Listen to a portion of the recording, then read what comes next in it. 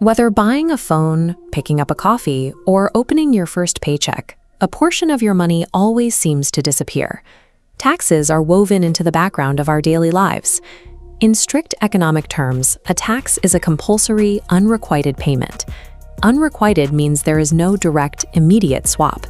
When you pay for a streaming service, you get access to a catalog of movies.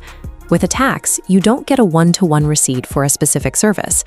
You can't point to a specific patch of asphalt and say, "I bought that." To understand why we do this, we have to look at what the philosopher Thomas Hobbes called the natural state.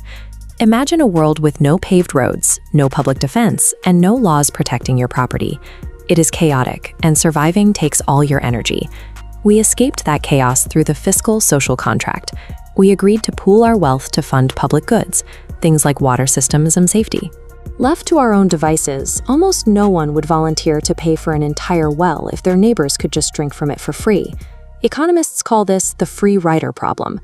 Taxation is the group funding mechanism that allows human beings to build and maintain a functioning state. This arrangement is incredibly old. On the Indian subcontinent, the roots of this social contract stretch back thousands of years. Ancient Vedic texts describe a concept called bhaga. It was viewed as a form of dharma, or moral duty. The king was obligated to protect the people, and in exchange, the people provided a share of their agricultural produce. Over time, these offerings became highly structured. By the medieval period, empires used sophisticated frameworks like the Zabd revenue system to measure land and calculate what was owed. A major pivot happened in 1860. Following a period of severe financial crisis, the British introduced a codified, modern income tax to India to stabilize their treasury. Step by step, taxation shifted from a moral offering tied to a king's protection into the rigid legal engine that powers the modern state. Today, the fiscal framework of modern India is massive. It operates across three distinct tiers: the central government, the state governments, and local municipal bodies. This chart shows how a progressive tax system works. In a progressive system, covering direct taxes like personal and corporate tax, the wealthy pay a higher percentage. From the low-income tier to the high-income tier, a proportionally larger slice is removed. Under Indian law, this direct income is meticulously tracked.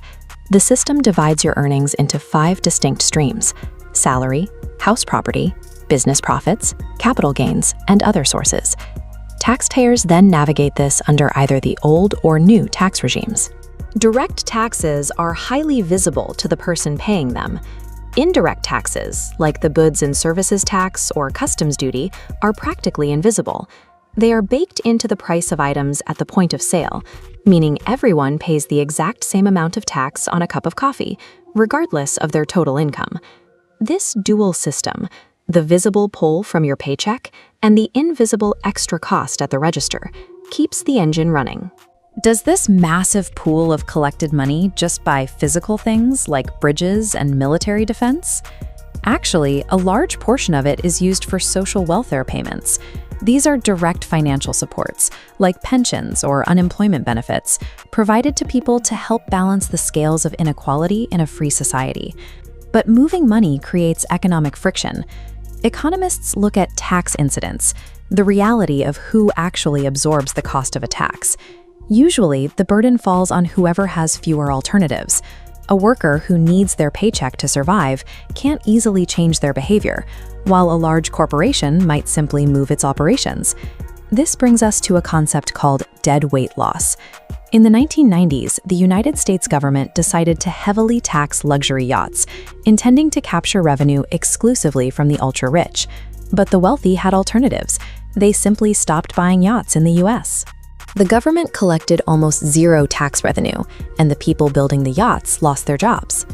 Because taxes alter human behavior, a poorly designed policy can accidentally wipe out the exact economic wealth it is trying to collect.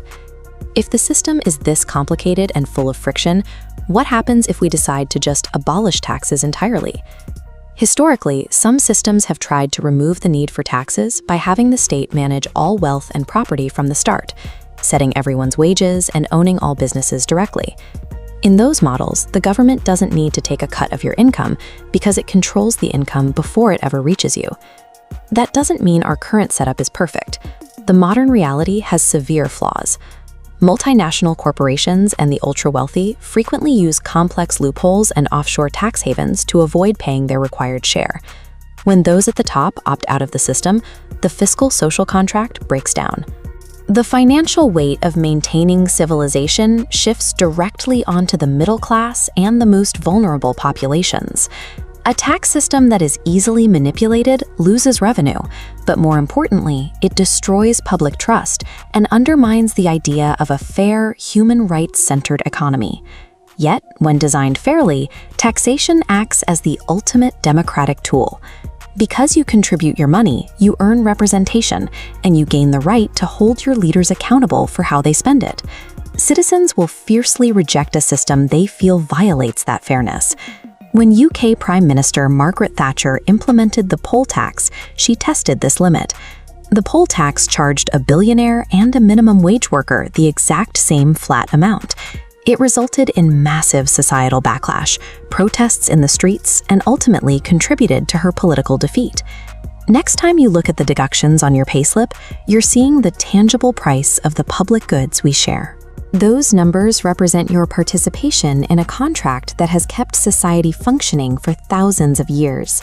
It's your ongoing subscription to civilization.